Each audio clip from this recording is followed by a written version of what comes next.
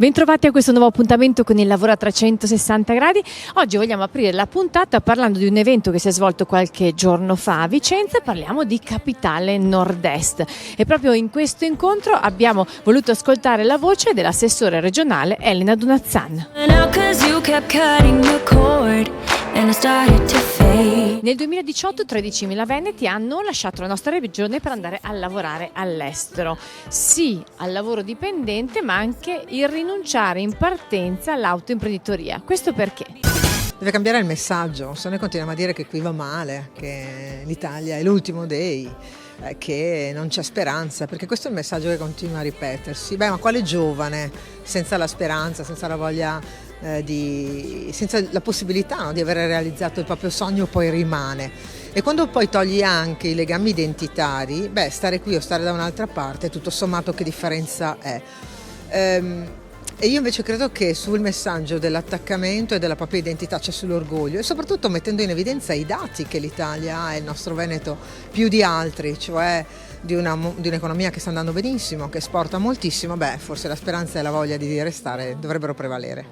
È evidente che i percorsi di orientamento attuali si concentrano più sul lavoro dipendente. Che cosa si può fare per stimolare di più l'autoimprenditoria?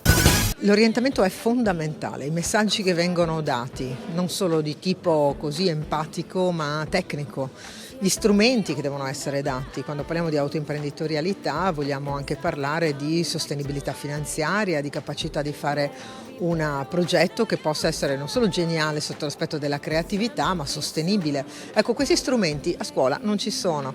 Non a caso come Regione del Veneto abbiamo voluto fare una profonda revisione della materia, per esempio dell'educazione finanziaria, ma abbiamo voluto soprattutto nell'orientamento dire: guardate che l'autoimprenditorialità è il DNA del Veneto, dobbiamo continuare a crederci. Orientare all'attività dell'autoimprenditoria è una sfida che è stata colta anche dal Comune di Vicenza. L'abbiamo chiesto a Silvio Giovane, che è assessore alle attività produttive del Comune di Vicenza. Sì, diciamo che abbiamo colto questa sfida sin da subito anche come amministrazione. È vero che le politiche del lavoro rientrano fra le competenze regionali, ma è altrettanto vero che sono i comuni l'ente più vicino al cittadino, quello da cui il cittadino si aspetta delle soluzioni, delle indicazioni.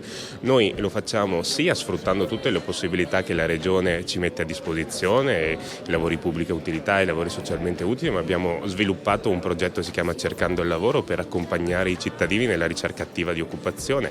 Abbiamo la fortuna di avere un'eccellenza, la Fondazione Studi Universitari di Vicenza, però sono le tante storie del nostro territorio che ci contraddistinguono, storie di passione, di dedizione, di creatività, perché poi tornando all'autoimprenditoria dalla creatività nasce l'idea, quell'idea che deve essere ingegnerizzata e che poi diventa business.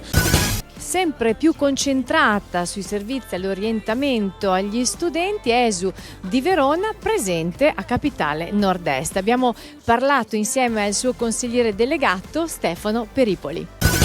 Questo progetto si chiama For Job, per l'appunto nasce nel 2016 e ha l'obiettivo di raccordare quello che è la parte universitaria con il mondo del lavoro. In questo modo ESU vuole andare oltre quelli che sono i servizi canonici degli enti del diritto allo studio, che sono ristorazione e residenzialità, e mettere a disposizione le proprie competenze per far sì che i giovani possano entrare nel mondo del lavoro in maniera consapevole. Durante Capitale Nord-Est abbiamo raccolto e raccontato anche le storie di start-up di successo. Ora le andiamo a conoscere con voi. Michael, ci racconti com'è nata la tua start-up, come si chiama e di che cosa si occupa? Siamo una startup innovativa che siamo nati tra le mura accademiche dell'Università di Verona e abbiamo sviluppato un sistema di fondazione innovativa alternativa al classico plinto di cemento per installare i pali di illuminazione, che dà tutta una serie di benefici, lato ambientale, quindi di cemento, un sistema riciclabile in acciaio, lato sociale, velocità di installazione, meno costi per installatori e pubbliche amministrazione, ed infine soprattutto si arriva a salvare la vita in caso di incidente stradale. Nel prossimo servizio torniamo a parlare di una raccolta importante di giocattoli, ma non solo, realizzata da Florida in collaborazione col Centro Servizi per il Volontariato. Tante novità quest'anno che ascoltiamo dai loro protagonisti. Maurizio, 8º anno di raccolta giocattoli insieme al CSV, vogliamo capire com'è nata poi questa idea? Come dici tu è l'8º anno, penso l'8º anno, è una cosa molto bella. È nata così, da una nostra idea. Abbiamo coinvolto il Centro Servizi per il Volontariato, che è stato il nostro partner in tutti questi anni. È nata come una scommessa, diciamo, perché eravamo un po' scettici all'inizio, ti dico la verità. Poi da anno a anno abbiamo visto un incremento notevole. I nostri clienti, ma non solo i nostri clienti, anche gente che non è nostra cliente, è venuta per portare i giocattoli, per portare un sorriso a questi bambini che sono meno fortunati dei nostri. Una novità sostanziale per questa raccolta giocattoli è che non sarà più solo una raccolta giocattoli. Certo, abbiamo delle novità per quest'anno. Allora, d'accordo col Centro Servizio per il Volontariato, che poi loro destineranno ai loro canali questi giocattoli, non solo giocattoli, quindi abbiamo messo in campo una raccolta anche di materiale per le scuole. Allora, il materiale per le scuole è una cosa che serve tantissimo ai bambini. Mi raccomando che siano tutti i materiali nuovi, specialmente quelli per le scuole, perché i quaderni, risme di carta, pennarelli, specialmente quelli atossici, mi raccomando, perché quest'anno vogliamo puntare molto su quello. Non disegniamo i giocattoli usati, ma mi raccomando che siano usati e che siano puliti e che siano perfettamente funzionanti. Ci fermiamo per qualche istante di pubblicità, ma restate con il lavoro a 360 gradi. Osservare un dispositivo digitale è diverso rispetto a un libro o a un giornale, come erano abituate le precedenti generazioni. L'utilizzo dei dispositivi costringe a una distanza di visione mediamente più bassa, tra i 20 e i 40 cm, e a dover leggere testi piccoli o scorrere continuamente tra le immagini e il testo con una continua richiesta di messa a fuoco. Questo sforzo può generare dei disturbi anche nei più giovani, come mal di testa, dolori posturali e affaticamento visivo. Questi sintomi si manifestano perché la domanda visiva supera l'abilità visiva e un problema visivo non corretto può enfatizzare i sintomi. La nostra soluzione per il benessere visivo dei più giovani è la lente monofocale voluta Sync di Oya, che riduce e previene l'affaticamento visivo digitale. Consente una visione ottimale da lontano e presenta una zona potenziata nella parte inferiore per la visione da vicino.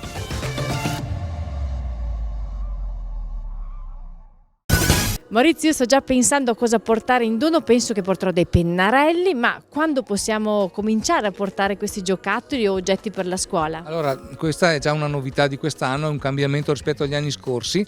Noi cominceremo sabato prossimo, che è il 16, e la raccolta durerà fino al 10, mi raccomando entro il 10 di dicembre, così diamo la possibilità al Centro Servizi per il Volontariato di distribuire i giocattoli in occasione di Santa Lucia. Siamo a Verona, festeggiamo Santa Lucia.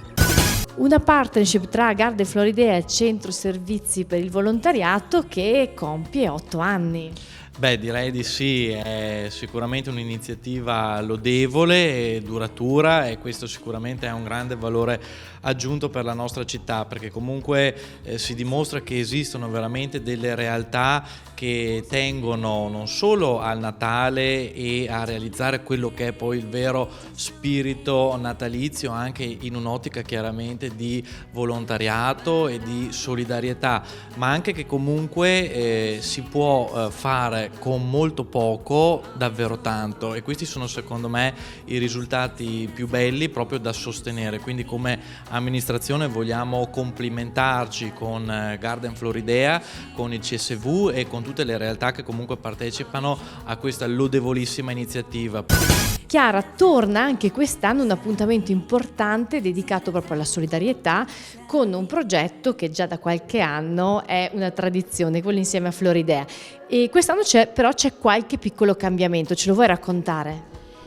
Sì, ormai sono tanti anni che nel periodo di Natale collaboriamo, una bellissima collaborazione profit no profit con il Garden Floridea, una raccolta di giocattoli all'interno del Garden che poi vengono distribuiti a tutte le associazioni di volontariato e non solo di Verona e provincia.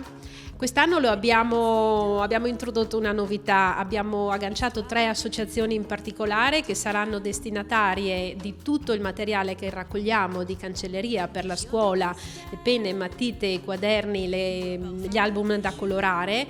Sono 3 associazioni particolari, dicevo, perché hanno il marchio Merita Fiducia, che è un marchio etico certificato da parte del Centro Servizi Volontariato di Verona.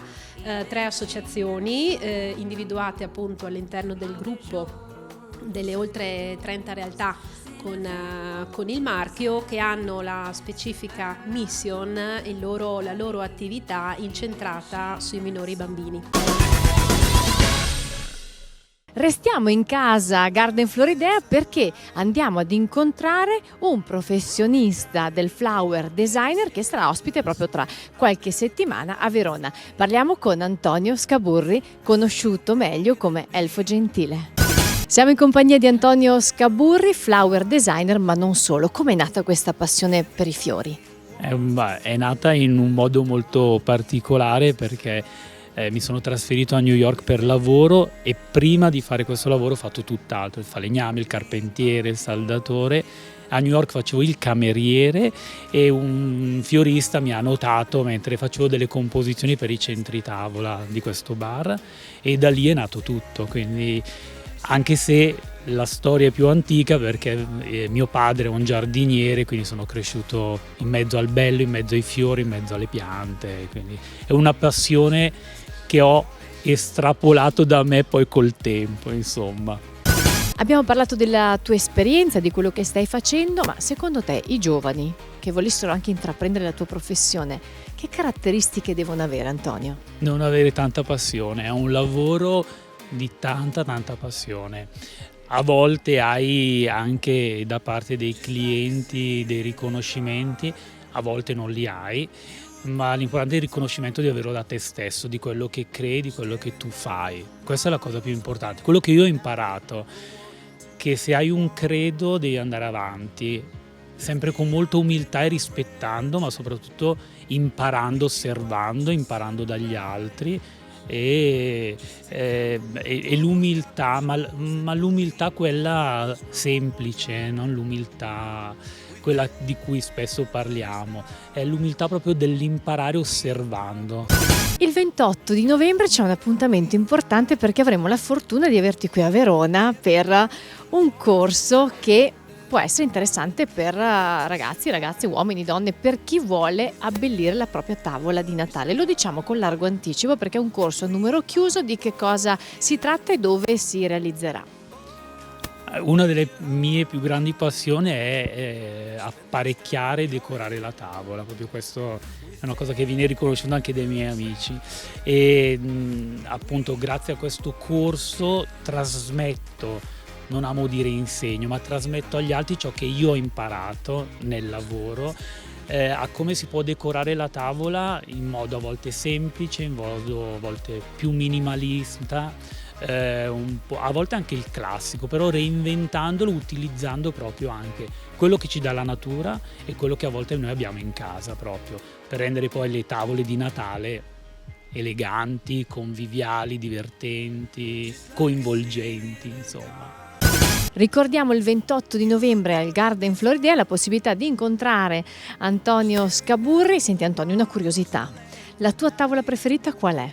Allora, innanzitutto la mia tavola preferita è la mia tavola dove non c'è un piatto uguale all'altro, tant'è che mia madre mi ha detto ma ti devo comprare i piatti. Io adoro recuperare piatti dai mercatini, da quelli che ho, e poi assolutamente il piatto bianco ci deve sempre essere. Questa è la mia tavola preferita, è la tavola dove tu ti siedi e condividi con le persone, perché la tavola è un momento di condivisione, soprattutto questo. Siamo addirittura d'arrivo anche per questa puntata del Lavoro a 360 gradi. Prima di salutarvi vi ricordo il nostro sito che è www.lavoro-360.it, dove potete guardare tutte le puntate di questa trasmissione. Elisa Tagliani vi saluta e vi aspetta naturalmente la settimana prossima, sempre con il Lavoro a 360 gradi.